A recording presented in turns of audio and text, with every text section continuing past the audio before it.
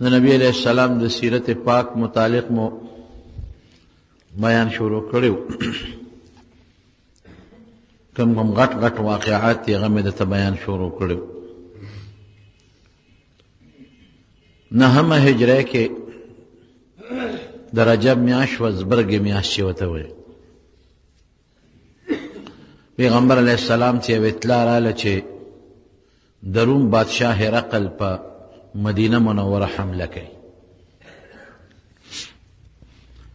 هرقل ته چا دا اطلاع رسولې وه چې نبی علیه السلام د مسلمانانو پیغمبر وفات شوی دی، غلط اطلاع وه او مسلمانان ټول منتشر دي، امیر یې نشته، امام یې نشته، بادشاه نشته، او مسلمانان قحط والدي علاقه کې غنم جوار هغه زمانه کې چې کومه غله وه هغه هم نشته، نو منتشر دي، مشرم نشته او اوږي دي، قحط هم دی، نو دا د حملې مناسب وخت دی که ته په مسلمانانو حمله کوې نو ټول به دې فورا تابع شي او به تښتي، علاقه به قبضه شي. هرقل د 40,000 کسانو لښکر تیار کړ، 40,000، او په دې خیال باندې چې د مسلمانانو قوت هغه ته معلوم، چې مسلمانان خو مکه فتح شوه، طائف، حنین او طاس دا علاقې فتح کړي دي، خوارې شوي دي، نو په معمولي لښکر کار نه کېږي. د 40,000 کسانو مضبوط لښکر یې تیار کړ او هر یو فوجي له د 1 کال تنخوا پیشکي ورکړه، چې دا پیشکي د کال تنخوا والی دا خپل کور کې کېدی او ځای چې ځو. د روم نه بعضې خلک به تجارت به کو، د زیتون دا تیل او زیتون به راوړل مدینې منورې ته. بعضې کسان راغلي و، هغوی نبي علیه السلام له اطلاع ورکړه، حضور پاک ته خو مخکې نه پته لګېدلې وه، اطلاع رسېدلې وه، خو دې نه نو خبر چې هرقل د روم بادشاه را روان دی. هغې تاجر والا خبر ورکړه تاجرانو چې صاحب ډېر لوی لښکر د روم نه د هرقل را روان دی. هغوی به د لښکر 5 حصې وې، لومبۍ حصې ته به مقدمة الجیش وې، دا به د لښکر نه مخکې روانه وه. دویمې حصې ته به ساقه وې، دا به د لښکر نه وروسته روانه وه. درېیمه به میمنه وه، ښي طرف ته، او څلورمه میسره، یو ته به قلب وې، هغې کې به بادشاه روان و محفوظ.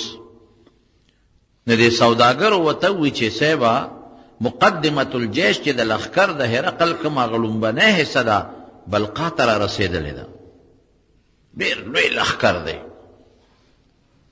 نبی علیه السلام مبارک فوراً د صحابو میټینګ راوغوښته چې دوی راځي او په مدینه حمله کوي، نو موږ ورته مخې له ولې ونه ځو؟ میټینګ یې راوغوښته.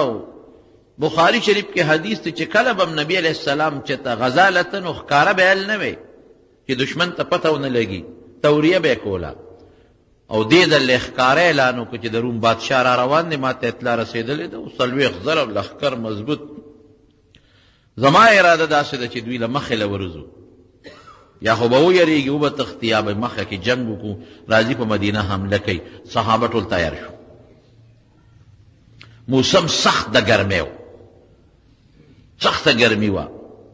نو منافقینو دا پراپیګنډې جوړې کړې، مدینه منوره کې منافقین هم هغوی پراپیګنډې جوړې کړې، لا تنفروا فی الحر، چې دې ګرمۍ کې څه کوی چې ځئ، او سخته ګرمي ده، دې ګرمۍ کې وتل نه دي پکار، ځان په زور وجل نه دي پکار. که رالل او حمله وکړه خو دلته به ورسره مقابله وکړو، او که رانغلل خبره خلاصه شوه. نو واقعي سخته ګرمي وه. قرآن شریف کې الله فرمایي لقد تاب الله علی النبی والمهاجرین والانصار الذین اتبعوه فی ساعة العسرة. الله ډېر لوی رحمت نازل کړی دی، ډېر لوی رحمت په پیغمبر، په مهاجرینو او په انصارو. هغه مهاجرین او انصار چې په سخته حالاتو کې د ګرمۍ په دا سخت موسم او سیزن کې دي، د خپل ځان او د خپل مال او د بچو پروا نه ساتله او د پیغمبر علیه السلام تابعداري وکړه. توبه په عربی کې رجوع ته وایي. دا سړی چې توبه وباسي چې زما توبه ده دی الله ته رجوع کوي. تاب الله، الله ته چې نسبت وشي نو مراد ته نه رحمت نازلول دي، توبه قبلول. توبه قبلول دی چې الله رحمت راولېږي، دا د خدای یو رحم دی. توبه قبلول الله عظیم رحمتونه نازل کړل په پیغمبر او په مهاجرین او په انصارو چې په دا سخت وخت کې او سختو حالاتو کې د حضور پاک اتباع وکړه. سخت حالات خو یو ګرمي ده، منافقینو به مزه ګورې سخته ګرمي ده. الله وی قل نار جهنم اشد حرا، د دې ګرمۍ نه د جهنم ګرمي ډېره زیاته ده. چې د لږ غوندې تکلیف او ګرمۍ باندې د دوزخ د اور د ګرمۍ نه بچ کېږي، شکر وباسئ. محنت نه بغیر خو کار نه کېږي. که یو سړی وي ګرمي ده او غنم نه کرم څه به خوري؟ د غنمو په کر کې دی ګرمۍ ته ګوري نه، د سبزۍ په کر کې دی ګرمۍ ته ګوري نه، ګرمۍ کې هم کوي. او بخور کې دی ګرمۍ ته ګوري نه، ګوټ چاري چې دی کوي پټو کې دی دا سوچ نه کوي چې دا خو ګرمي ده. نه ګرمي ده خو څه به کوم چې دا ونه کم نو ماله به غله د کم ځای نه راځي. دوکاندارۍ له، نوکرۍ له، زراعت له او د دنیا کاروبار له، غم خادۍ له، جنازې له، مریض لیږلو له، دې ګرمۍ او یخنۍ ته نه ګوري، فایده ورته ښکاري. الله وایي دې څیزونو کې ګرمۍ ته نه ګورئ نو نه کېده. زه نه څکم بچې، ته دلته کېنه، ګرمۍ ته مه ګورئ. دا خو ګرمي ده او د دې ګرمۍ باندې چې د دوزخ د لوی اور د ګرمۍ نه بچ کېږي، شکر وباسئ. یو ګرمي سخته وه. دویم سفر ډېر زیات اوږد و، ډېر لوی سفر و، ورکوټې سفر نو. دریم دا و چې دشمن ډېر سخت و. داسې مقابله وه د روم سره لکه دې زمانه کې چې امریکې سره مقابله د روم او د فارس. دا دوه، یو روس او امریکا، دقسې روم او فارس دا دوه قومونه او دا دوه بادشاهۍ وې. نو روم پکې دغه زمانه کې په غلبه کې مو په ټوله دنیا، لکه دې وخت کې امریکا ظاهري په غلبه کې ده، په ظاهري طاقت. دقه رنګې روم په دغه زمانه کې د دنیا سپر طاقت و بس. نو طاقت هم مضبوط دی، ښه لوی. او بل څه وه، بل د مکې مدینې منورې میوې د کجورې پخې شوې وې. د هغوی ټوله کاته خو به کجورو ته وه. نو کجورې پخې وې. نو منافقینو دا پراپیګنډې وچلوله چې ګرمیم ده، سفر هم ډېر اوږد دی، دشمن هم ډېر قوي مضبوط دی، او زمونږ ټول کال دې کجورو ته کتلي. نو که موږ لاړو نو دا کجورې به ودوړېږي چې موږ راځو هېڅ به هم نه، نو څه به خورو څه به کوو. دا پراپیګنډې چلول شروع کړل. صحابه دې ته نه ګوري. او بل مسلمانانو سره طاقت هم کم دی، کسان ډېر دي، شکر دی، اسباب نشته. دا واحد هغه غذا ده چې نبی کریم صلی الله علیه وسلم کولاو پکې چنده غوښته، اعلان یې وکوي که څوک پکې مدد کولی شي نو وکړي. جومات دپاره، مدرسې دپاره، جهاد دپاره، د مسافرو دپاره، د مسکینانو دپاره، یا یو سړی مړ شو څوک یې نشته د هغه د کفن دپاره چنده غوښتل، دا جایز دی، مسنون دی. دا یو طریقه ده، یوازې جایز نه بلکې د نبی علیه السلام د دې طریقې نه معلومیږي چې دا سنت دی. دا هغه حرام سوال کې نه راځي. حرام سوال د خپل ځان د مالدارېدو دپاره او د خپل ځان د ملکیت دپاره د بل نه پیسه غوښتل، دا خو ځان له نه غواړي، دا خو ته جهاد له غواړي، دا خو ته جومات له غواړي، مدرسې له غواړي، مسکینانو له غواړي، فقیرانو له غواړي. څوک مړ دی بې کفنه دی، کفن له غواړي، یا یو سړی غریب دی څه وس یې نه کېږي هغه له غواړي، پروا نشته، دا خیر سنت دی. حضور پاک کېناسته اعلان یې وکړو چې دې کې مدد وکړي. دا هغه جهاد دی چې حضرت ابوبکر صدیق او حضرت عمر فاروق رضی الله عنهما دواړو یو بل سره پکې مقابله وکړه. حضرت عمر فاروق رضی الله عنه دې وخت کې د مالدار و، همیشه به د حضرت ابوبکر سره زما په نیکو کې مقابله راتله. وی ما وی چې نن به د حضرت ابوبکر نه نمبر وړم، لاړم کور ته چې څومره مال و غونډ مې نیم کرو مې له نبي علیه السلام ته مې کېښود، نیم مې پرېښو بچو ته او نیم مې حضور پاک ته کېښود. ګوټ کې کېناستم چې ابوبکر خو به راوړي، مال شته ورسره خو دومره نه لکه چې دا ما سره څومره دی. دې کې حضرت ابوبکر صدیق لاړ هغه مال راوړه کېښود. حضرت ابوبکر صدیق څومره مال راوړی، هغه هم څه لږه نه وه، 4,000 درهم یې راوړي، 4,000 درهم دی راوړل کېښودل. خو د هغه نه د عمر دا نیم مال ډېر و. نبی علیہ السلام خو پوه شو، خیارو وحی کېږي، کشف کېږي، فوراً یې تپوس وکړو عمره دلته راشه، څومره مال دی راوړی دی؟ خوشحاله و، وی د الله رسوله غوټ نیم مې که راومېړه، نیم مې الله رسول له راوړو. او نیم مې خپلو بچو ته پرېښود. قانون د شریعت هم دقسې دی. وی ابوبکر تا څومره مال راوړو؟ وی د الله رسوله کور کې مې چې موندل ټول مې راوړل. بچو ته دې څه پرېښودل؟ ماشومانو ته دې څه پرېښودل؟ کور کې دې څه پرېښودل؟ وی الله او رسول مې ورته پرېښود. خبره خلاصه ده چې الله شته او رسول شته، رسول الله نو غمونه د څه دي؟ هېڅ فکر نشته. الله د هر چا نه مخکې دی. په توکل کې د حضرت ابوبکر صدیق توکل هغې انداز ته رسېدلی دی چې هغې ته څوک نشي رسېدی. حضرت عمر څه وایي؟ ما وی چې باس نن نه پس به د حضرت ابوبکر صدیق سره په نیکو کې مقابله نه کوم. مال د حضرت عمر ډېر دی، اخلاص هم ډېر دی. نیم مال راوړل څه وړه خبره نه ده، دا ډېر لوی اخلاص دی. لیکن د هغې په مقابله کې د حضرت ابوبکر صدیق رضی الله عنه اخلاص ډېر زیات. 4000 درهم یې راوړل، میدان کې وغورځول. عبدالرحمن ابن عوف رضی الله عنه 200 اوقیې سپین زر راوړل. 200 اوقیې سپین زر چې د هغې نه ډېر شی مال جوړېږي، تقریبا 8000 درهم ته جوړېږي، دا هغه راوړل.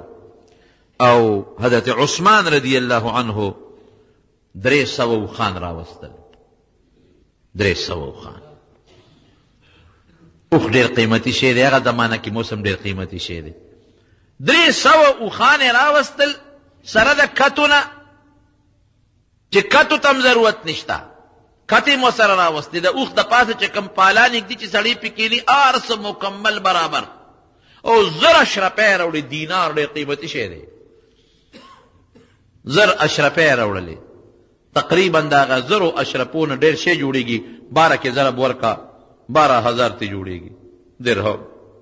د کېښودل د نبي علیه السلام په مخ کې وغورځول. حضور پاک پې دومره خوشحاله شو چې خولې مبارکې رې دا لفظ وخته. وی نن نه پس چې عثمان سک عمل کوي ده ته به ضرر نه رسېږي، الله به حفاظت کوي. چا کجورې راوړئ، چا سره چې څه موندل مال او دولت، تورې چا سره زیاتې وې هغه به یې راوړئ. 2 دي 2 یې راوړئ میدان ته. چا سره زغرې دی هغه یې راوړئ. ښه مضبوطه چنده وشوه. صحابه کرام نبی علیه السلام اعلان وکړ، وی دی چې کوله اعلان یې وکړ چې صحابو ته پته ولګي چې کم خوا ځو، تیارې ورته وکړي. مزل زیات دی، ګرمي ده، کجورې پخې دي او دشمن هم ډېر سخت قوي دی. چنده مو شو، صحابه کرام روان شو. څومره دي صحابه؟ 10000 کسان دي. دومره چېرته د صحابو تعداد یو مقام کې نه دی رسېدلی. او 1000 ورسره آسونه دي، اوښان هم ورسره دي، او نور صحابان هم ورسره دي. صحابه ووتل. نبی علیہ السلام چې کله وطنو په مدینه منوره، محمد ابن مسلمه رضی الله عنه سواری مقرر کامر وی ته به د مدینې منورې میرې. او عبدالله ابن ام مکتوم رضی الله عنه په سترګو نابینا دی، لوند دی. هغه د خپل ځان په ځای په مسجد نبوي کې امام مقرر کړ، د نیم ته به امامتي کې. او حضرت علی رضی الله تعالی عنه د خپل کور د بچو د زنانو دپاره پرېښود چې که د دوی ته څه ضرورت راځي نو ته به هغه پوره کړې. علي صاحب په ژړا شو، وی د الله رسوله ته ما دې معذورو سره پرېږدې، نور څوک پاتې نشته، صرف منافقین پاتې دي او معذورین پاتې دي، شلیان، لانده، ګوډیان. او هغه معذورین هغه خلک پاتې دي چا سره سامان نشته د تلو. قرآن شریف کې الله تعالی فرمایي بعضې خلک داسې پاتې شو چې نبی علیه السلام لرالل چې صاحب مونږ له توره راکه، مونږ ځو، نشته توره. مونږ له څاروی راکه چې مونږ لاړ شو، نشته. تولوا واعینهم تفیض من الدمع حزنا الا یجدوا ما ينفقون. وننو غریبانان لاړل چې خدایا مونږ سره اسم نشته، مونږ به دا دومره صبر پسه کوو. جړل به معذورین پاتې شو، چا سره چې سامان نشته جړل به پاتې شو. علي صاحب وی چې زه خو منافق نه یم چې منافقینو کې پاتې کېږم، معذوره خو هم زه نه یم چې معذورینو کې زه پاتې کېږم، او بې ماله هم نه یم، سامان هم را سره شته. د الله رسوله ته ما ولې پرېږدئ؟ نبي کریم صلی الله علیه وسلم سره خو فکر و چې دا خو زما خو ټولې بیبیانې دي، زنانه دي، د دې تربیت به څوک کوي، خیال به څوک ساتي چې زه ترې لاړ شم. نو حضور پاک مبارک ورته وفرمایل، وی ته په دې نه خوشحالېږي؟ انت مني بمنزلة هارون من موسى الا انه لا نبي بعدي. وی ته داسې یې لکه د هارون علیه السلام چې د موسی علیه السلام په مرتبه دی. څه مطلب؟ موسی علیه السلام چې کوه طور ته نو د ځان نه پسې هارون علیه السلام پرېښود. کوه تور ته چې ته نو هارون علیه السلام یې پرېښود د قوم د پاره چې ته د قوم خیال ساته، نو زه تا پرېږدم که نه. صرف دومره ده چې هارون علیه السلام پیغمبر دی او ته پیغمبر نه، ما نه پس پیغمبر نشته. بعضې خلک ته دا معلوموي، وی دې نه معلومېږي چې هارون علیه السلام د موسی علیه السلام نه پس خلیفه دی، نو د خلافت حق دلته د علي صاحب دی، د بل چا نه دی. داسې نه ده. د هارون علیه السلام د موسی علیه السلام نه پس خلیفه نو، هغه د موسی علیه السلام د وفات نه مخکې وفات شوی دی. هارون علیه السلام د موسی علیه السلام نه مخکې وفات شوی دی، په دې خاص سفر کې خلیفه و. دغه رنګې په دې خاص سفر کې نبی کریم صلی الله علیه وسلم حضرت علی صاحب د خپل اهل عیال خلیفه کو، مطلق نه، ځکه د جماعت امام که مکمل خلیفه وي نو بیا امامتي به هم ته سپارلې وه، امامتي عبدالله ابن ام مکتوم ته سپارلې ده. او د مدینې امیر ګورنر یې د خپل ځان په ځای مقرر کړی دی محمد ابن مسلمه. بهر کیب دام ډېر لوی منقبت دی د حضرت علي رضی الله عنه دپاره، لوی منقبت دی چې تا سره زما ډېره مینه ده، ته زما نه پس به د دې نګهباني کوې لکه هارون علیه السلام چې کوه تور د تلو نه پس د موسی علیه السلام نګهباني کوله، او د خپلو اهلو عیال ته پرېښود، بچو ته او د خپلو نسو ته او څه ورته ویلې کېږي د بیبیانو ته. دا هر سړی داسې نشي پاتې کېدی چې پوره اعتمادي پې داسې کېږي. حضور پاک لاړ، صحابه هم لاړل، لښکر ووت. حضرت ابوذر رضی الله عنه وی یو اوښه ورا سره ډېره ټپه وه، وی چې خبر شم ګیا مې ورته شروع کړه چې دا به سربه شي او په دې به زه ځم د دې هرقل خلاف دې جنګ له به ځم، جهاد له به ځم. وی خوند دې ونه کړه، اوښه تکړه نه شوه. وی دې کې ما وی چې دا خیر دی، زما دا اوښه داسې ده چې دې ته باندې ګیا خورم، نو که نبي علیه السلام رانه ومځي ځان به ورپسې ور رسوم. وی حضور پاک لاړ، صحابه هم لاړل. وی زما اوښه د کار نه شوه، تکړه نه شوه، بس وی خپله کونټۍ مې راواغېسته او څادر مې واغېسته او پیاده ور روان شو. څومره لوی سفر، تبوکه پورې سوونه کیلومیټر مزل دی، پیاده روان شوم. او پیاده په داسې تیزۍ لاړم چې صحابه خو په څاروو سواره دي، څه به کوم. نبي علیه السلام پسې ځان ور ورسو لار کې، حضور پاک ته مخامخ شو. ابوذر وی صاحب ځان مې در پسې راورسو. وی ښه ابوذر ته به یوازې ژوند تیرې، یک تنها به ستا زندګي به ژوند به دې وي او یوازې به مرې، یک تنها به مرې، څوک به در سره نه، او قیامت په ورځ به یک تنها د قبر نه پاسې او جنت ته به هم یوازې داخلېږي. هماغسې وشوه. حضرت ابوذر رضی الله عنه الله یو جذبه ورکړې وه د نبي علیه السلام چې دا څومره احادیث دي چې د دنیا نه د بې رغبتۍ دي، زهد، بس په هغې عمل و چې چا به کور جوړو دې به ورغې ټس به یې وله ورکړو، وي ځان له آخرت ولې نه ګټې چې کور جوړې. که چا به ښکلې جامه واچوله ده به په کونټۍ ټس ورکړ، وي دا جامې خو سبا د نه پاتې کېږي، مرې ته داسې کې. که چا به ښکلې تجارت شروع کو، ها دنیا دې غوره کړه. حضرت معاویه صاحب عثمان رضی الله عنه ته ګیله وکړه، وی دا سړی خور چا سره جګړې کوي، خدای دپاره دا ما نه بوځه. هغه مدینې ته راوغوښتو، مدینه کې به مال چا سره جګړې کولې، که چا به مال ګټه تجارت به کو، وی خلکه دنیا دې خوښه ده آخرت دې نه دی خوښ. عثمان رضی الله عنه ورته وی ته ربضه ورته وایي یو ځای دی د مدینې نه بهر، وی ته مهرباني وکړه هلته وځه، هر چا سره دې جګړې شروع دي. هلته ربضې ته لاړ، چې ربضې ته لاړ، یو یې بیبي ده او یو دی دی، ټوله زندگی پر ربضه کې تېره کړله. چې کله بیمار شو که نه او ناجوړه دی، نو ښځه ورته وایي اوس به څه کوم، څه چل د سره وکړم، مدینې ته ځو. نه، حضرت عثمان امیر المؤمنین دلته را بار کړی ما، وی قسم دی که یو حبشي سړی را باندې مشر کي، دا خو لا د حضور پاک خلیفه دی او د پیغمبر علیه السلام زوم دی او لوی جلیل القدر صحابي دی، که یو حبشي را باندې مقرر کي، داسې حبشي چې بد شکلی هم به تابعداري کوم، هم دلته به وی څه به کوم تا سره، ته خو بیمار یې مرې، کفن سره به دې څه کوم، دفن سره به دې څه کوم، جنازې سره به دې څه کوم، دلته خو هېڅوک نشته. وی داسې کار دی چې کله زه مړ شم دې لارې ته وځه، یو قافله به را روانه، اواز به وله ورکې چې د پیغمبر علیه السلام یو ډېر غریب مسافر ملګری ابوذر مړ شوی دی، مهرباني وکړئ راشئ د هغه کفن دفن وکړئ، الله به زما انتظام وکړي. ما ته حضور پاک پیشنګویي کړې ده او د تبوک په غذا په سفر کې راته فرمایلی دي چې ابوذر جون به دې یوازې، مرګ به دې یوازې، یک تنها، قبر نه به یوازې پاسې، جنت ته به یوازې ځې. دې کې وفات شو. چې وفات شو دا بیبي راله لار کې ودرېده څوک نشته دې کې یو قافله راله عبدالله ابن مسعود رضی الله عنه قافله کې را روان دی اے خلکه خدای مو به اعلان واورئ زنانه د خلک ورته متوجه شو وی د پیغمبر علیه السلام یو ډېر زوړ ملګری دا من السابقین الاولین دی من المهاجرین السابقین هغه مهاجر چې ټولو نه مخکې مسلمانو یو ډېر زوړ ملګری یو ډېر بېکسه مسافر ملګري غریب یو کس دلته وفات شوی دی د هغه کفن ته او دفن ته او جنازې ته ضرورت دی که څوک مهرباني وکړي دا راسره سنبال کړي عبدالله بن مسعود رضی الله عنه وی څوک دی وی ابو ذر دی وی جړل الله اکبر ابو ذر وفات شو ابو ذر کم شخصیت و کم د حضور پاک کم صحابي دی په مکه مکرمه کې هغه زمانه کې ایمان راوړی دی چې د شمیر یو شل 50 کسان مسلمانانو او ایمان نه پسې په مکه کې د ابو جهل او د عتبه او شیبه په مخ کې د اعلان د شهادت کلمې شهادت کړی دی یو جهاد د نبی علیہ السلام نه دی پرېښی نبی علیہ السلام به ابو ذر ته کې د عیسی علیہ السلام زهد دی عیسی علیہ السلام سره سود یو به سره ګمنځ وه یو سره لوټه وه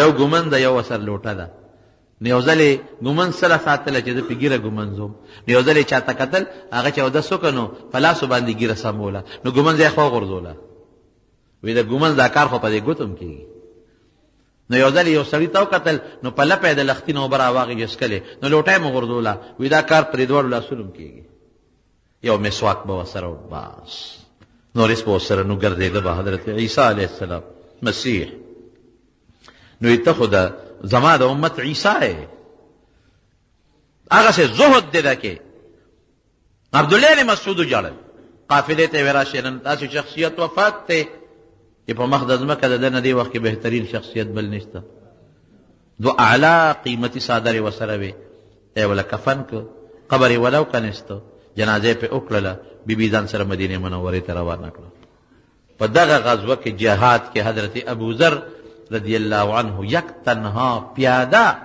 لاړ او نبی کریم صلی الله علیه وسلم پسې ځان ورسو صحابه روان دي په لاره ځي لوی لښکر دی د مسلمانانو هم او د کافر هم لوی لښکر دی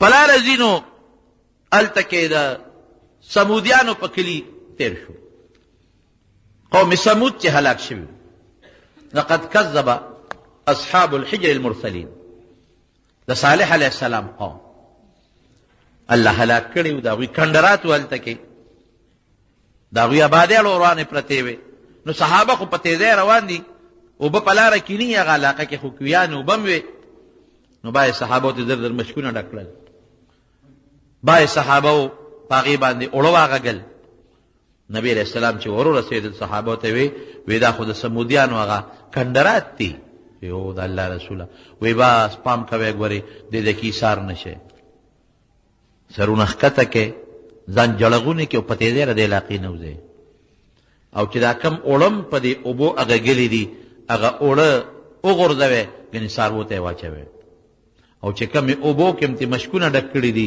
هغه واپس توی کړئ په دې علاقه اوس هم د الله د عذاب آثار دي هغه جراثیم او هغه د الله تعالی د قهر او د غضب هغه هواګانې دلته اوس هم چلیږي زه به مثال دله درکړم که نه مکه مکرمې ته چې سړی لاړ شي نو هلته رحمتونه ورېږي جومات کې سړی کښېني نو هلته رحمتونه ورېږي کم قوم ده چې خدای عذاب ورکړي هغه قوم باندې د هغه عذاب هغه اثر او د الله قهر و غضب او هغه خطرناک بیماری او رنځونه همقسې ورېږي د زمزم د اوبو متعلق نبی علیه السلام ترغیب ورکړی چې دا اوس کې د کې شفا د برکت دی ولې لکه د پیغمبر د معجزې اوبه دي او د بیت الله د ښه اوبه دي لیکن دا اوبه د عذاب د ځای اوبه دي دې کې اعلان وکړه چې ګورې د اوبو باندې اوړه غږلي دي یا دا توی کړئ او یا دا اوړه څاروو ته واچوئ مشکونه هم خالي کړي دې وجې نه مسله د دین درونو دا ده چې کم د عذاب ځای نه دي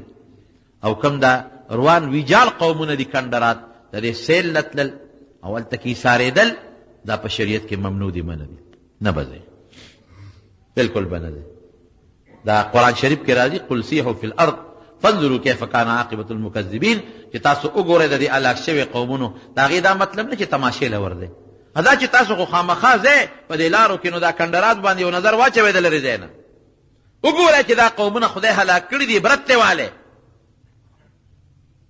د خدای د قدرت مقابله څوک نشي کولی نو نبی علیه السلام دې نه منع کړې ده د دې کنډراتو سیل له خلک دي اکثر او خلک سیاحت له ځي او ګرځي پکې دا د عذاب ځای نه دي ممکن د داسې اثرات هلته اوس هم موجود وي د خدای د قهر و غضب چې ته هلته ورشې هغه اثرات هغه خطرناک جراثیم هغه خطرناکه بیماري ستا وجود ته را منتقل نشي ستا وینې ته منتقل نشي ته به هم ناجوړه شي ممکن د هغې وینې نه سبا بچي پیدا شي په بچو کې ورې خطرناکه بیماري چلیږي نو چې کم قوم کم ځای هلاک شوی دی هلته اوسېدل د هغه ځای وبس کل هلته د سیل و سیاحت دپاره تلل او د هغې تماشې کول دا په شریعت کې ممنوع دي منع دي نبی علیه السلام چې تیر شو په هغه ځای صحابو ګیله وکړه د الله رسوله اوبه نشته مونږ خو هغه اوبه توی کړې اوبه نشته ویې لږې غوندې اوبه پیدا کړې یو صحابي په کنډول کې داسې لږې غوندې اوبه راوړې ویې صاحب دقه اوبه دي نورې نشته نبی کریم صلی الله علیه وسلم خپلې ګوته مبارکې پکې کېښودې او د نبی علیه السلام د دې ګوتو مبارکو د خوا د دې ګروتونو د خوا نه اوبه داسې راخوټ کېدلې لکه د چینو نه چې اوبه راوځي دغه صحابه چې 10,000 کسانو 30,000 خوله لري زر ورسره څاروي دي دا ټول پې سیراب شو مشکونه هم ترې ډک کړل دا یو معجزه ښکاره شوه یو ځای کې نبي علیه السلام دمه کوله اوښه مبارکه روکه شوه چې اوښه یې روکه شوه نو کافرانو پراپیګنډې وکړې وی دا څنګه پیغمبر دی د اسمان د حالاتو نه خبرېږي او د اوښې نه دی خبر بله اوښه ورته نه ده معلومه خلک ورپسې ګرځي حضور پاک ته چې اطلاع ورسوله وی صاحب دا کافران خدا پراپیګنډې کوي نبی علیہ السلام پاسید وی ټیک وی ما ته اس علم نشتا زه اس نه نیم خبر مگر که ما ته الله اطلاع راکړي کشف راته وکړي زړه ته واچوي یا د وحی په ذریعې ما له اطلاع راکړي نو په دې زما علم راځي نور زما علم نشتا البته الله راله اوس علم راکړه زما اوښه په پلان کې دره کې د هغې پړې په یو اونه کې انښتې دی او اوښه هغې سره بنده ده د اطلاع خدای راکړه ورشئ په هغه دره کې هغه اونو کې وګورئ زما اوښه به ولاړئ چې صحابه ورلل همغسې د اوښې هغه پړې په یو دغه کې انښتې اونه کې زور یې کو خو راخلاصولی نه شو اوښه یې راوسته ګرمي ډېره زیاته وه انتهایي و دوړه د ګرد و غبار دی واقعي چې دوړه ګرد و غبار زیات شي بیا ټوخی او زکام هم لګي تب هم راځي صحابو شکایت وکړی صاحب ډېره زیاته ګرمي ده او ډېر زیات تاو دی او ډېره لویه دوړه ده نبی علیہ السلام الله ته سوال وکړو یا الله باران را باندې وکړه زما په دې ملګرو باران وکړه خو دومره نه چې زما ملګرو ته په لار تلل دشواري او ګراني اسان غوندې باران وکړه الله د شپې نه باران وکړه داسې نرۍ شبنم غوندې باران وشو چې دوړه هم ختمه کړه لکه دا زمونږ دا باران چې دا ورځ نیمه کم وشو دوړه هم ختمه کړه ګرد و غبار هم ختم شو او د صحابو ته تل هم آسان شو بهر کیف نبی کریم صلی الله علیه وسلم په دغه تکلیف کې ورسېد تبوک ته چې تبوک ته ورسېد هرقل خبر شو چې زه خو ما خو ته خو چا دروغ ویلي چې د مسلمانانو پیغمبر وفات شوی دی خو هغه د ما پسې دلته راغی او ما ته خو چا دروغ ویلي چې قحط دی او قوم منتشر دی او ټول قوم سره ما پسې راغی او چې هرقل خبر شو نو تښتېد سره د خپل لښکر نه واپس روم ته وتښتېد نبی کریم صلی الله علیه وسلم له خدای ډېره لوی بهادري ورکړې وه په تبوک کې 6 شپې ورته تېرې کړې 6 ورځې پته تېرې کړې 6 ورځې ډېر شی دی لږ نه دی دې دپاره یې 6 شپې تېرې کړې چې یاره که بیا راځي لیکن دی رانغې وتښتېد او ګیر چاپېره چې څومره علاقې وې نبي علیه السلام هلته وفدونه ولېږل د 10 کسو 20 کسو یو قوم ته بل قوم ته بل قوم ته بل قوم ته خدای د هغې په برکت باندې ګیر چاپېره چې څومره قبیلې وې او باندې د جومات اجازت راکوي جومات جوړو وی دا مسجد قبا چې شته نه وي بعضې وخت کې باران وي چقړې وي خټې وي هغې ته مونږ نه شو تللی نه مونږ له اجازت راکړه چې یو جومات جوړ کړو نبي علیه السلام ته یې جوړ کړې جومات یې جوړ کړه رالل حضور پاک ته وی صاحب پکې د برکت دپاره راته مونځ وکړه. د منافقینو دا مقصد و چې د جومات په بانه به مونږ ځان دپاره یو ځای جوړ کړو او په هغې کې به د مسلمانانو خلاف میټینګونه کوو او د مسلمان خلاف به زمونږ یو اډی.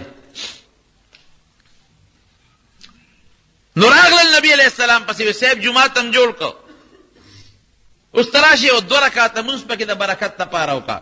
نبی علیه السلام ورته وفرمایل وی نو که د خدای خوښه وه دا لفظ یې پکې استعمال کړه، که د خدای خوښه وه نو بیا به پکې درته مونځ وکړو. د هغې خو دا خیال و چې دا جومات د خدای د رضا دپاره جوړوي چې خوشحاله و. والذین اتخذوا مسجدا ضرارا، چې کوم جومات یې جوړ کړی دی که نه هغه ګورې د مانځه او د عبادت جومات نه دی، د مسلمان د ضرر رسولو یو ځای جوړ کړی دی او نوم د جومات یې ولی ایښودی دی. دا منافقان دي. بس نبی علیہ السلام فوراً یو ډله ولېږله وی شابه چې زه مدینې ته دررسم چې تاسو دا جومات روان کړي.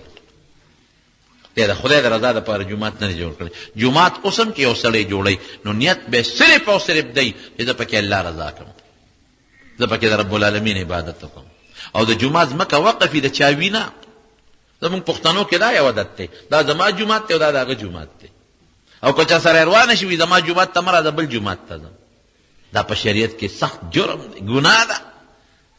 دا خو ستا جومات نه دی، که ځمکه ستا ده او تا وقف کړه دا د خدای شوه، دا د چا ده نه. د جومات نه منع کول په شریعت کې ګناه ده. عبادت ته یو سړی په جومات کې نه پرېښودل سخت جرم دی. او په دې نیت جومات جوړول چې هغه د هغې قوم دی موږ د خپل قوم جوړو دا هم جرم دی. په دې نیت جوړول شي چې هغه جومات رانه لرې دی رسېدی ورته نه شو. موږ به خپل کو جوړ کړو دلته نو خیر دا بیا بهتره خبره ده. او په دې نیت چې نه د فلانکي قوم دی زه د فلانکي قوم جوړوم. او جومات چې جوړی د الله د رضا دپاره به جوړی، د هغې د مسلمان د ضرر په نیت جوړ کو. نبی کریم صلی الله علیه وسلم د رسېدو نه مخکې ورپسې ډله ولېږله دا جومات روان کړي. چې مدینې منورې ته حضور پاک را رسېږي آیبون تایبون عابدون لربنا حامدون صدق الله وعده وهزم الاحزاب وحده الله او ونصر عبده هزم الاحزاب وحده نصر عبده. دا به واپس شمون خدای ته توبه وباسو، د الله حمد وایو، د الله عبادت کو او الله دې ټولو لښکرو له په خپله شکست ورکړه. ما سره مدد وکړه، زه د الله بنده ما سره مدد کړی دی. او چې احد غر ولید وی هذا احد جبل يحبنا ونحبه، دا احد یو غر دی مونږ دې سره مینه کوو دا مونږ سره مینه کوي. او عمقه چې حضور پاک مدینې ته هجرت کړو او د قبا نه ته خلق و تاغه د خوشحالۍ نه نظمونه به اقص ماشومان دي او تنبلونه ورسره دي. او اطلع البدر علينا من ثنيات الوداع وجب الشكر علينا ما دعا لله داع. حضور پاک چې څنګه مدینې منورې ته راورسېد لومبی عادت پیدا بخاري شریف کې حدیث دی چې دی به جومات کې به کېناستېده. جومات ته راغی کېناست. اوس د دې جنګ نه یو څو کسان پاتې شوي دي د دې سفر. بعضې خو منافقان پاتې شو، بعضې پکې داسې کسان وو چې هغه سامان یې نه مونته نبي علیه السلام ورته مه ځئ. بعضې معذوره یو 3 کسان سوچه مسلمانان ته پاتې شوي دي. 3 کسه سوچه یو دی په اس عذر هغې ته نو، یو کعب ابن مالک رضی الله عنه، یو هلال ابن امیہ رضی اللہ عنہ، او یو مرارہ ابن الربیع رضی اللہ تعالی عنہ. دا 3 کسان پاتې. حضرت کعب ابن مالک په خپل واقعه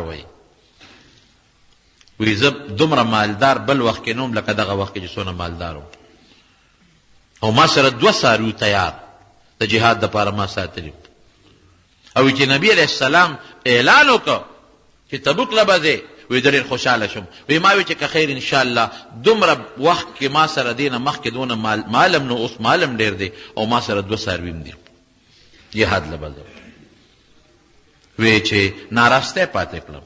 ناراستی دا وه چې ما وی چې ځکه خیري سبا له به سامان برابر کړم، بیا به مې بل ورځ به برابر کړم، بیا به مې بل ورځ به برابر کړم. وی دې کې حضور پاک روان شو. وی چې د مدینې نه څنګه روان شو وی ما وی چې ما سره خو سامان تیار دی خو صرف اخبار کول غواړي او سامان غوټه راغشتل غواړي. او زه بس نبی علیه السلام که روان شو په لار کې به را لاندې کړم، سبا به ورپسې روان شم. وی چې سبا له بیا مې اراده وکړه نو بیا را باندې ناراستي غالبه شوه. وی ما چې زه یاره بله ورځ به روان شم. وی بله ورځ مې بیا ناراسته شوم. ما چې یاره بس اوس اوخلا سره تیار دی او دوه دي او سامان هم دا برابر دی او نبی علیه السلام پسې به بچې هلته کښېنه ته خپل ځای کښېنه هلته کښېنه زویه دی خیر دی لږ بیمار دی خدای پاک ته ولره روغ صحت ورکړي. زمونږ د جمعې مستقل ملګری دی پرون ما سره والد صاحب راوستی و لږ یو پوټی بیمار دی دعا مې ورته وکړئ چې خدای ولره روغ صحت ورکړي. دی معیاري ملګری دی. بهر کیف نبی علیه السلام مبارک ووت دوه درې ورځې تېرې شوې. حضرت کعب ابن مالک رضی الله عنه فرمایي چې ما وی چې زه ځان به ورپسې ورورسوم. وی په دې ناراستۍ کې پاتې شوم. بیا چې کله مې سامان برابر کړ اوښه مې برابر کړه او اندازه مې واغېسته نو بیا نه شوم وررسېدی. نبی علیه السلام رسېدلی. دا بل ملګری چې دی د هغه رشته داران او زه په دې پاتې شوم چې چېرته زما ټول رشته داران نو جمع شوي. دې وخت کې زما ټول خپل خپلوان راغلي وو. مې دا ډېر جهادونه مې کړي دي او که د یو کې پاتې شم څه چل کېږي. بل وایي چې زما باغ پخ شوی و نو ما وی که زه ووتم خو دا باغ مې جوړېږي. دا درې سوچه مسلمانان پاتې شو. حضرت کعب ابن مالک رضی الله عنه فرمایي بخاري شریف کې حدیث دی وی چې کله نبی علیه السلام جدا شو بیا ورته چا ویلي دي وی حضور پاک چا نه تپوس وکړو ای د کعب ابن مالک نه لکه کعب ابن مالک نشته نږدې ملګري د چا نه خطا کېږي. چا ورته وی چې صاحب اوس مالدار شو که نه اوس څه کوي چې جهادونه کوي. بل صحابي وی نه د الله رسوله بدګماني پې نه کوو خو څه وجه به پېښئ. وی نبی علیه السلام هېڅ هم ونه وی. اوس چې پیغمبر علیه السلام را واپس راځي وی زه خبر شم. وی ما وی چې بانه به کوم څه بانه به وکړم او د پیغمبر علیه السلام نه پې ځان بچ کړم. اوړه کې مې دا راتلل چې داسې ویم داسې ویم داسې ویم او چې دا قوم کم خلک و هغوی سره مې مشورې وکړې چې نبي علیه السلام ته به څه ویم نو هغوی م راته وایي چې مړه بس بانه مانه وکړه نو ویله کې مې دا رالل چې څه بانه کوم. وی دې کې حضور پاک مبارک جومات کې کېناست. وی چې کم منافقین و هغوی به راتلل او د دروغو بانې به یې کولې. چا به وی صاحب خېټه مې درد و نبي علیه السلام خو پې پوی وی ښځه ځه. چا به وی صاحبه ښځه مې ناجوړه وه. چا به وی سترګې خو څه بانې بس هغوی منافقینو کولې. نبي علیه السلام ته خو پته وه چې دا منافقین دي نو بس هغوی ته به وی ښځه بس تاسو باطن خدای ته سپارلی. وی چې زه کله ور مخامخ شوم نبی علیہ السلام مبارک تا نو وی داسې ما ته مسکې شو خو د غصې مسکې راته وکړه غصه وکړه. وی ما چې سلام واچو راته وکتل خو داسې غصه و مسکې شو. وی دلته راشه کېناستم. وی رانږدې شه ور نږدې شوم. وی ما ته وی کعب تا سره څاروی نه و دتلو؟ مې چې و د الله رسوله. مال د سره نو چې ته پې مونږ سره تللی مې چې د الله رسوله و ولې نه تللی؟ وی ما ورته چې د الله رسوله ما له خدای داسې خوله را کړې ده داسې خوله چې که زه ستا نه بغیر بل بادشاه ته مخامخ ناست وې که نه اوس به مې ورته داسې بانه کړې وه چې د هغه د غصې نه به مې ځان ایستی و به مې مطمئن کړی و. خو تا ته که دروغ وویمه نو الله به دې زما په دروغو خبر کي نو تا خو به ظاهر کې خوشحاله کم خو خدای به خفه کم نو دروغ نه ویم رښتیا درته ویم. ښه مالدار وم ښه څاروی را سره و نیت مې مو خو د ناراستۍ د وجې نه پاتې شوی. وی ښه ما وی او وی ځه ستا معامله مې خدای ته سپارلې ده. وی روان شو. وی چې بار راووتم اعلان وکړه نبي علیه السلام چې د سره به خبرې نه کوې نه به پې سلام اچوې نه به یې جواب لې. وی ما د چا نه تپوس وکړو چې زما دا معامله بل چا سره هم پېښه ده که یوازې ما سره پېښه ده؟ وی نه دوه نور دي یو هلال دی یو مراره دی رضی الله عنهما. وی چې ما سوچ وکړی مې چې زه دوه ملګري خو مې شته و هغه دوه هغه دي چې بدریان دي بدر کې شریک دي او کعب په خپله په بیعت عقبه کې شریک و. حضور پاک له د مدینې د هجرت نه مخکې د بیعت کړی او دعوت یې ورکړی د مدینې د هجرت هغه مسلمان دی. خبرې بندې شوې چا را سره خبرې نه کولې. وی چې خبرې نه کولې وی زه خو هغه نور دوه کسان بوډاګانو کور به ناست و جړل به او وی زه خو نوجوانم کور نه شم ټینګېدی نو زه به راتلم. وی چې راتلم به خلکو سره مې خبرې کولې چا به جواب نه راکړ. وی د ما راتلل وی ابو قتاده یو ځل د هغه باغ ته ورغلم. وی چې ورتاو شم باغ باندې ور داخل شم وی ما وی السلام علیکم وی جواب یې را نه کړ.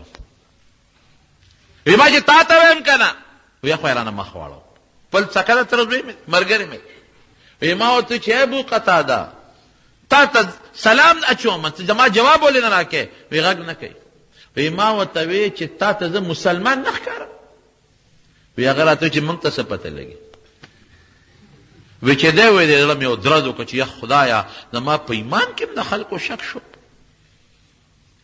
هېڅوک جواب نه راکوي وی نبی علیه السلام له ورالم جومات کې به ناست وم نو وی زه به ورسره خوا کې ودرېدم چې مونځ کوم ګورم چې حضور پاک ما ته ګوري که ما ته نه ګوري وی چې سلام به مې واچو نو ورته مې کتل چې جواب زما اخلي که نه راکوي که نه راکوي شونډې زما د سلام په جواب لقوي که نه لقوي وی خوا کې به ولاړم نو چې ما به مونځ کوه قبلې ته به مې مخ کړې وی حضور پاک به راته داسې نیغ نیغ کتل امت خو اولادو د حضور پاک صحابه خو داسې دي لکه بچي جلاګانې وله کړې دي وی نیغ نیغ به یې راته کتل خو چې ما به سترګې داسې ورواړولې وی در به یې رانه مخ بل طرف ته واړو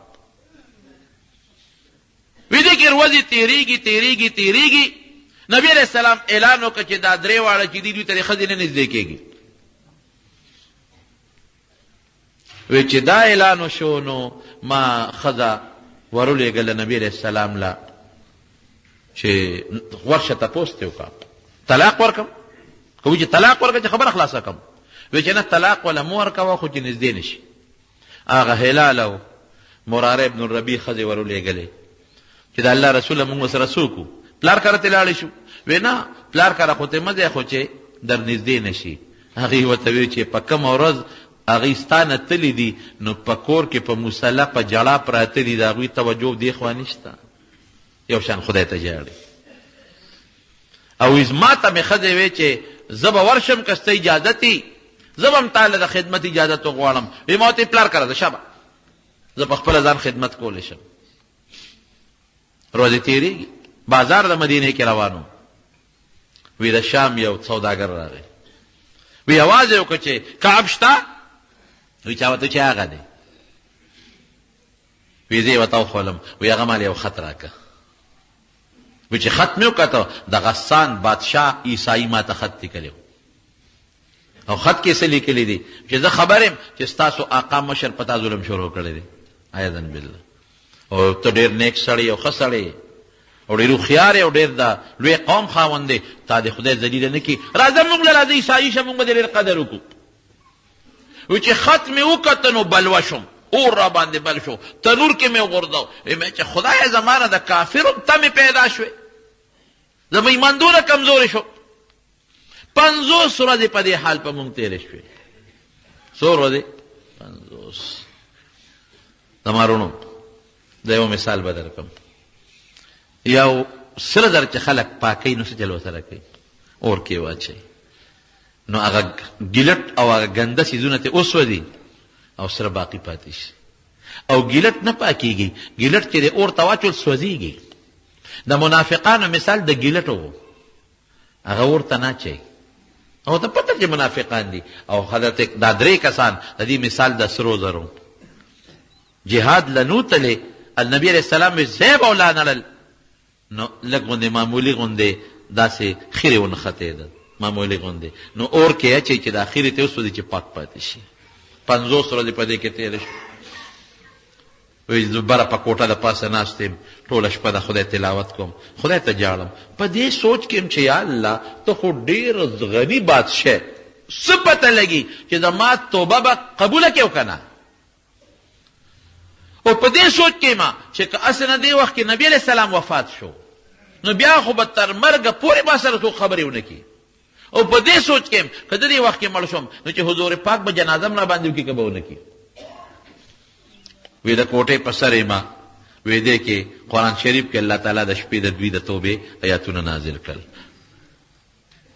لقد تاب الله على الذين رست راځي وعلى الثلاثه الذين خلفوا حتى اذا ضاقت عليهم الارض وضاقت حتى اذا ضاقت عليهم انفسهم وضاقت عليهم الارض بما رحبت هغه درې کسان د هغې توبه مې قبوله کړه نو وی خلکو را منډې کړې ماله مبارکۍ راکوي یا هغه خلک دي چې پیغمبر علیه السلام وی خبرې مه کوئ خبرې بندې یو مبارکۍ راکوي او یو کس غر ته وخته جبل سلعه کوم اخوا چې غزوه خندق شوی دی او د هغه ځای نه اواز وکړي ای کعبه مبارک دي شه. وی یو کس په اس را منډه واله وی بل کس راله د هغه ځای نه اواز راکړ وی هغه اواز د اس نه ذره ورسېده مبارک دي شه. الله شابه نبی علیہ السلام د انتظار کې توبه دې قبول ده. ویرالم جمعات ته فیضا اوس بدله ده. جمعات ته رالم یوم را پاسي مبارک دي شه بلم را پاسي مبارک دي شه یوم را تر غاړو یوم مصافحه کوي او حضور پاک مبارک ناسته وي مسکی دی. ماته ورانږدې شه کعبه په جون کې به پتا د دینه بهترین ورځ نی راغلی چې دا اوس د باندې کم ورځ راغله. ولې قرآن شریف کې الله پتا د خپل رحمت د نازلېدو اعلان وکړ. ستا توبه قبول کړه.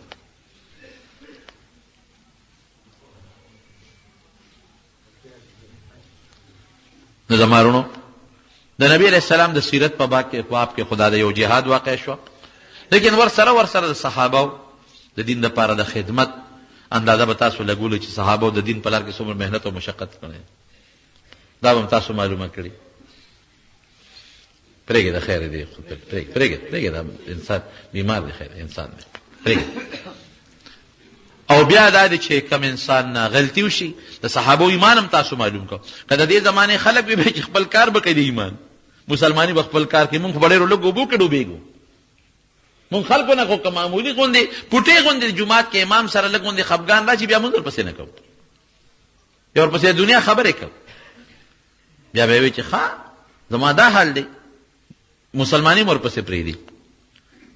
د دوی د صحابو هغه سخت او دغه خلک چې دا څومره تکلیفات یې برداشت کړي دي د دین دپاره هم د دغې خلکو برکت الله دا دین مونږ ته را رسولی دی که مونږ به لږ سوچ وکړو چې هغې خلکو څومره قربانۍ وکړي نن مونږ څومره کړو. دین خو د هغوی مو زمونږ هم د جنت له به هغوی هم دی مونږ به هم ځو. دوزخ نه هغوی هم امان غوښتلي مونږ هم ته امان غواړو. د قبر او د آخرت په لاره هغوی هم تللي دي مونږ هم پې ور روان یو. دا زمونږ دپاره یو نقشه ده یو نمونه ده قرآن شریف کې الله ذکر کړې ده. دین دپاره به محنت کوو کوشش به کوو معمولي اوبو کې به دا نه ډوبو او د الله ذوالجلال د حکم پوره اتباع به کوو فرمانبرداري به کوو او د دغه صحابه کرامو په نقش قدم به مونږ کوشش کوو چې په هغې مونږ سفر وکړو په هغې مونږ مزل وکړو. الله دې زمونږ د نبي علیه السلام تابعداري نصیبه کړي.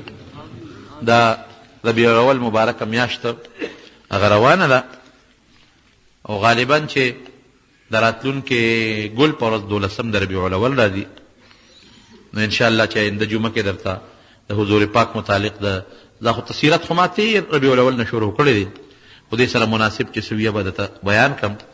البته دا خبره ذهن کې واچوئ چې د نبي علیه السلام د پیدایش میاشتم ده د هغې د وفات میاشتم ده د هغې د هجرت میاشتم ده نو چې دومره عظیم واقعات په کوم میاشت کې شوي نو هغې ته د برکت میاشت وایي. نو د برکت میاشته نو به پکار دي چې موږ په دې میاشت کې هر وخت د درود شریف دپاره څه خاص دغه نشته. د جمعې دروازې درود شریف فضیلت زیات راغلی دی په جمعې دروازې او نور خاص په احادیثو کې د میاشتو متعلق ذکر نشته چې دې میاشت کې درود شریف زیات فضیلت لري او دې کې کم لري. خو بیا هم چونکې د حضور پاک د ولادت مبارک میاشت ده او د هغې د وفات هم ده د هجرت هم ده نو لږ مهرباني کوئ درود شریف پکې زیات وایي. په دې نیت نه چې د الله د طرف نو د پیغمبر د طرف نه ماته حکم دی چې دې میاشت کې زیات وایه. بل دا دی چې صدقه او خیرات دپاره څه خاص ورځ په شریعت کې نشته چې په دې ورځ به زه خیرات کوم او په دې به نه کوم. نو په دې نیت خیرات کول په ربیع الاول په 12 چې دا ماته خدای ویلي دي چې وکړه یا ماته پیغمبر ویلي دي چې وکړه یا صحابه وکړي دي نو داسې نشته. داسې تخصیص دروازې په شریعت کې نشته. او که یو سړی وایي چې نه خو یو مبارکه میاشت ده او د چا پلار مړي او هغه میاشت راشي نو خلک وایي ورګه یاره پلار ورته رایاد شي یو خیرات وکړي. د حضور پاک د وفات میاشت ده نو چې راشي نبي علیه السلام سړي ته را مخکې شي نو لږ خیرات وکړي صدقه وکړي نو بیا خیر دی که یو سړی کوي. نو داسې مه کوئ چې ګنې خامخا به زه دې کې کوم که به ونه کړه زه به ګناهګار شم. یا دا د صحابو طریقه ده یا د تابعینو طریقه ده یا د ائمه مجتهدینو طریقه ده یا موږ ته پیغمبر علیه السلام ویلي چې پکې وکړه که دې ونه کړه ګناهګار به شي. دا طریقه نشته. او اسې خیرات که کوئ نو دې میاشت کې سړي ته هر وخت کې حضور پاک سړي ته را مخکې وي خو دې کې لږ زیات را مخکې شي نو ښه ده چې سړی صدقه وکړي خیرات وکړي درود شریف ووایي نفل وکړي دې کې به انشاءالله موږ له خدای اجر او فایده راکوي. بعضې ملګري د جومات په پوړو باندې چپل او سپلې اږدي او ټولې پوړې یې ګیرې کړې وي، څوک بره نشي ختلی، څوک پرې راونه غورځېږي. دا خبره ټیک ده، تاسو دا مهرباني کوئ چې دا سپلې په دې پوړو باندې میږدئ، خلکو ته لاره بنده شي نو بیا بره څوک نشي ختی. نو دا داسې مخې ته خیر سپلې ځان ته صف نه مخې ته کېښودل دا یږدی نو اسانه به. یو ملګری دی هغه د مونږ دا کیسټ حبیب الله نومې دی، هغه مور بیماره ده، الله دې ولا روغ صحت ورکړي. دا بل ملګری څه مشکلات دي ورته، الله دې مشکلات په خیر باندې بدل کړي. او موبایل باندې ایډوانس کې پیسې راغوښتل څنګه دي؟ خیر دی، دې کې څه بدیت نشته. او دا څه میلمانۍ د سوات څه پریشاني ده، الله دې پریشاني په خوشحالو بدله کړي. او 12 د ربیع الاول کې پیدایش د نبی علیہ السلام راجح دا دی چې یا 8 دی یا 9 دی. او په 12 کې بعضې حضرات وایي چې وفات د نبی علیہ السلام شوی دی. دیم د بچو لپاره دعا غواړی دی، ور نیکمله صالحه بچی ورکړي.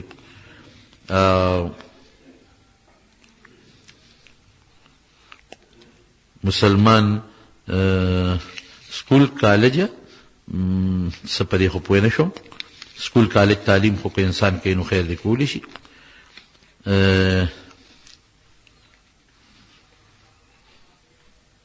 انسان د شپې غوټه پې نه شو، غټه بې اودسي حاصله شي، سهار پاسې خوب نه پاسېدو دعا ویلی شي که نه؟ دعا ویلی شي، تلاوت به نه کوي.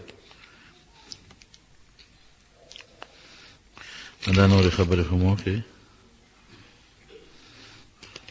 دوی وایي چې د سحر مونځ په جمع سره کومه، بیا ډیوټۍ ته نشم رسېدلی چې ځان له کوم، نو څنګه ده؟ نو مستقل ځان له مه کوه، داسې جومات کې کوه چې کوم جومات کې لږ وختي مونځ کېږي، خیر ده. مستقل ځان له مه کوه. دعا وکړئ. زموږ یو ملګری دی د دې عمر زوب، هغه څه خوږ شوی دی، دعا ورته وکړئ چې الله تعالی وله روغ صحت ورکړي.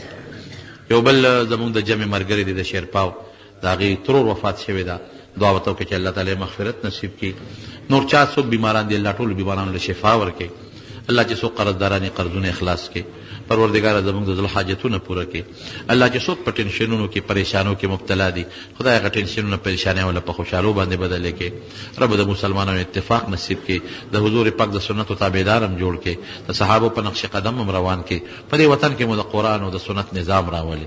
الله زموږ په زړونو کې د قرآن نورانیت پیدا کړي. خدای زموږ د ټولو مسلمانانو مل شي. الله که د چا یو بل سره روانې دشمنۍ طرفګرۍ په روغې بدله کړي. خدای پاک موږ د هر قسمه د دنیا او د آخرت د فتنو نه په امن او امان کې وساتې. د زنانو په سرونو هم د حیا او د پردې څادر واچوي. بې اولادو له خدای نارینه اولاد ورکړي، بې کسو له خدای پاک ته مدد ورکړي. الله چې چا دعاګانې غوښتي تا ته معلوم دي ولې قبول کړي. د بې روزګارو خدای د حلال روزګار پیدا کړي. الٰه العالمین که د چا روزګار کې برکت نه برکت پکې پیدا کړي. او پروردګاره که څوک امتحانات ورکوي او تعلیم کې مصروفه دي، خدای ته په هغې کې کامیابي نصیبه کړي. کوم دوستان چې زموږ د جمع له لرې لرې ځای نه راځي، الله له په یو قدم ول اجرونه او برکتونه ورکړي. اخر وخت کې په خولې دا کلمه نصیب کړي چې لا اله الا الله محمد